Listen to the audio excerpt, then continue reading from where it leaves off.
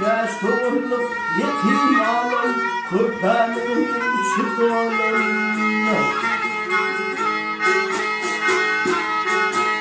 Bunun gibi uçuyorum, gidip dayımla sardım.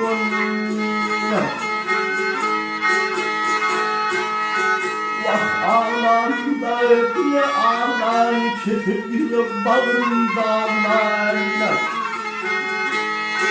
Halbukiyle bunu çağlar, hürmet koyan ayağımın.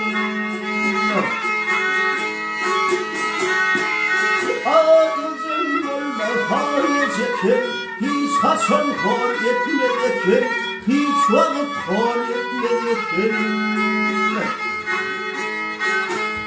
Bilen bu derdi çekin, hürmet koyan ayağımın, naçarlığın. Vaktiyendir bu geldi çekin, hürmet koyan ayağımın, nasar aydımın.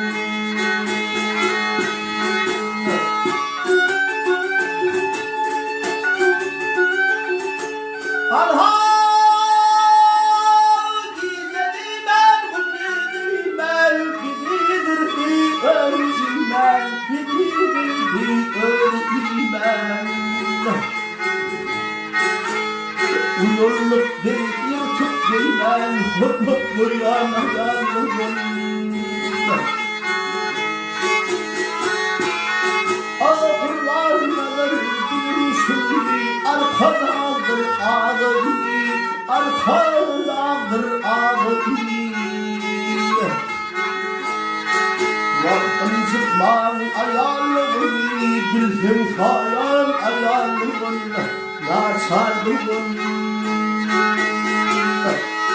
Vaktim çıkman ayağımın, bildim falan ayağımın, naçarlığın.